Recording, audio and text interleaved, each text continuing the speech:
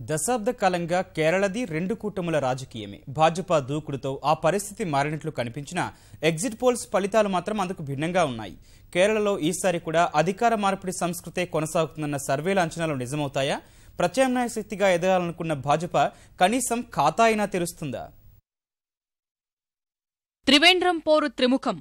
కేరళ శాసనసభ ఎన్నికల ప్రచార సమయంలో వినిపించిన మాట ఇది. ప్రధాన కూటములైన యూడీఎఫ్, ఎల్డీఎఫ్ మధ్య రెండు స్తంభాలాటగా సాగిన ఆ రాష్ట్ర రాజకీయాల్లో సత్తా చాటడమే లక్ష్యంగా ఎన్డీఏ ప్రదర్శించిన దూకుడు ఈ అభిప్రాయానికి తావిచ్చింది.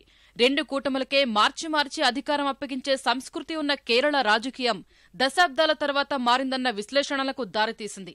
ఇలాంటి చర్చలు, మూడు కూటముల మాటల యుద్ధాలు, హోరాహోరీ ప్రచారం మధ్య కేరళ ప్రజానీకం తన తీర్పును ఈవీఎంలలో నిక్షిప్తం చేసింది. 140 శాసనసభ స్థానాలకు సోమవారం జరిగిన పోలింగ్లో 2 కోట్లకు పైగా ఓట్లను ఈవీఎంలలో నిక్షిప్తం చేసిన కేరళీయులు తమ భాగ్యరేఖల్ని మార్చే ఫలితం కోసం వేచి చూస్తున్నారు. ప్రచార సమయంలో కనిపించిన త్రిముఖ పోరు ఫలితాల సమయంలోనూ ప్రతిబింబిస్తుందా అన్న అంశంపై చర్చ కొనసాగుతుండగా వెల్లడైన ఎగ్జిట్ పోల్స్ ఫలితాలు కేరళలో అధికార మార్పిడి సంస్కృతి కొనసాగుతుందని తేల్చెప్పాయి. కాంగ్రెస్ నేతృత్వంలోని అధికార యూడీఎఫ్ కూటమిని ఓడించి వామపక్షాల సారథ్యంలోని ఎల్డీఎఫ్ కూటమి కేరళ కోటలో పాగా వేస్తుందని కుండబద్దలు కొట్టాయి. C voter, India Today, news nation, Chanakya ఇలా 4 ప్రధాన సంస్థలు నిర్వహించిన సర్వేలు ఇదే విషయాన్ని స్పష్టం చేశాయి. ఆ 4 ఎగ్జిట్ పోల్స్ ఫలితాల్ని విశ్లేషిస్తే ఎల్డీఎఫ్ 79 సీట్లతో అధికారం చేపడుతుందని, యూడీఎఫ్ 57, ఎన్డీఏ 3, ఇతరులు 1 స్థానాన్ని దక్కించుకోవచ్చని తెలుస్తోంది. కేరళ పీఠం ఎవరిదో తేల్చే ఫలితంతో పాటు ఆ రాష్ట్రంలో కమలదండు ఏ మేరకు సత్తా చాటుతుందన్న అంశంపైన ఉత్కంఠ నెలకొంది. కేరళలో ఇప్పటివరకు జరిగిన లోక్సభ, శాసనసభ ఎన్నికల్లో భాజపా 1 స్థానాన్ని గెలవలేదు.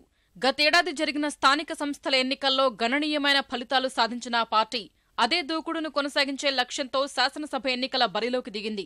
కేరళలో సంఖ్యాపరంగా పెద్దదైన ఇళవ సామాజిక వర్గానికి చెందిన సంస్థ ఎస్ఎన్డీపీ స్థాపించిన భారత ధర్మ జనసేన బీడీజేఎస్తో పొత్తు కుదుర్చుకున్న భాజపా మరికొన్ని చిన్న పార్టీలతోనూ జట్టు కట్టింది.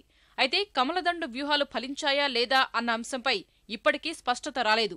కేరళలో ఎన్డీఏకు 1 నుంచి 8 స్థానాల వరకు రావచ్చని అంచనా వేసిన వేర్వేరు సర్వేలు అవి భాజపా ఖాతాలో పడతాయా లేక మిత్రపక్షాలకు దక్కుతాయా అన్న దానిపై సందిగ్ధతనే మిగిల్చాయి.